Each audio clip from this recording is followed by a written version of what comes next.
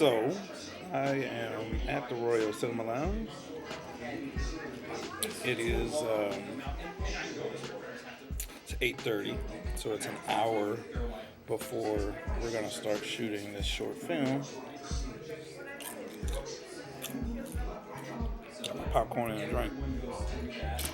But essentially, I'm gonna go over my shot list right now, jot everything down kind of in a storyboard, and then once people leave the area where we're going to be filming, I'm going to go ahead and start blocking the shots, just using my cell phone, just so I get an idea of where I want everything. Since I'm going to be shooting with 3 different cameras, it'll make it go quicker. So yeah, about to get started.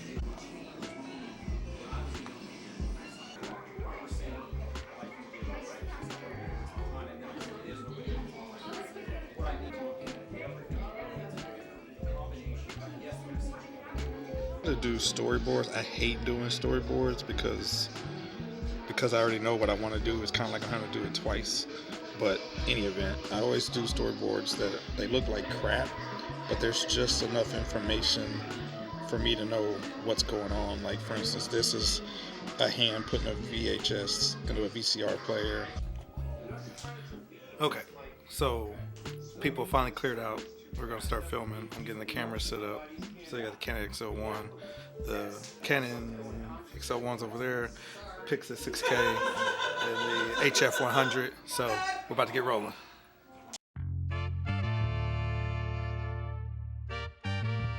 Yo, it's JW. Welcome to another episode.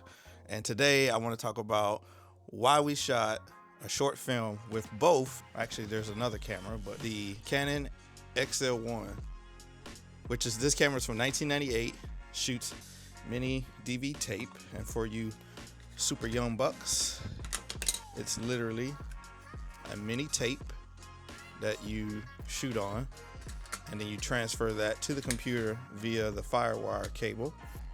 So we shot with the Canon XL1, but we also at the same time simultaneously shot it on this Pyxis 6K. So you have this in comparison to, woo boy, I tell you I'm quick with the hands, brother. All right, that was, camera just almost fell off the table. Okay, cut. All right, in comparison, after that almost disaster, is the Pyxis 6K, which if you have this, I mean, you're already at the top of the mountain, and it's just about knowing about your blocking and stuff like that, which brings me to my point. The interesting thing that can happen, doesn't always happen, is as creatives, we can get so obsessed with about getting the best camera and relying on its super good imagery that it's producing that you don't think about blocking, you don't think about lighting, you don't think about your composition so much. So to me, that's the benefit of this camera, is that when you're shooting with something inferior to this, and you're going to have to compete with that, you're going to have to really think about all the things that make a good image that's not about pixels. So this camera is great. There were other movies, one in particular that was shot with this camera. The best example was 28 Days Later, which was very famous, by Danny Boyle. But then you got like other movies were shot not on necessarily this camera, but many DV cameras, that format, such as Inland Empire, Dancer in the Dark, Bamboozle, Tape, The Blair Witch Project, The Man from Earth, Record, The Plushy Chair. If you look up movies from the Dogma 95 movement, you'll find some real gems in there, like The Celebration. There's quite a few movies at that time that were shot on this format, and they're great movies because you do, like I said, you have to think about the more important aspects of filmmaking that have nothing to do with the camera. If this, not saying that the story is particularly great because it was something I wrote quick that could be shot quick for the YouTube channel, but it is showing that the story is not affected at all in its delivery, its impact, its vibe, anything by the quality. The only thing that's different is just that.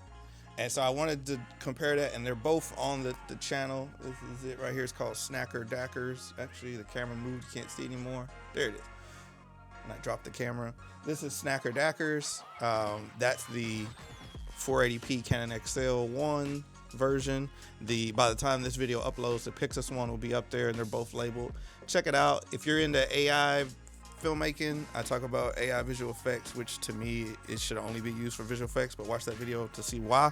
Please watch both short films, see what you think, and really see that it's all about the storytelling and blocking in the short. It's obviously, if you can get this, get it, because this is amazing. If you can't get it and this is all you got, rock it. Even if you don't have that and you have just your phone, use that. But if you think about it clearly and not about the equipment, and just think about how to make it as good as you can make it with what you got, you can still end up with the same thing you would have had, but the quality just hasn't hit there. But anybody with an eye, like a producer or anything else, will watch it and go, if he can make it with this, imagine what we would have got if he had this, right? So to me, it's a good practice to shoot with these older cameras. I remember when, let me grab it. In one of our movies, we actually shot a section of the movie on this. And so this is my Nizo S128 8mm camera. We shot with Kodak film. This will teach you a lot that these won't teach you, because when you shoot with film, one, it's way more expensive. You can only get, I think, 2 minutes of film on a roll. So you're almost editing in camera, because you're gonna hit record, you're gonna run that film, and then you're gonna release as soon as you think you got the shot. And then you're gonna make sure everything's in focus. You're gonna make sure the lighting's right, because as soon as you press this, and there's no playback. So you have to know that everybody was on their cues and everybody was doing what they're supposed to do. So there's something to learn when you're shooting with older technology, and you can't just rely on a beautiful 6K footage to make it interesting. So just something to consider. Quick video. Go check out those 2 shorts. Let me know what you think. And in the next video, we're going to talk about my professional lighting setup, as well as my buy it at the local retail store lighting setup that I actually have used on corporate videos for documentary style stuff. So we'll be talking about it in the next episode. Like and subscribe. Catch you later.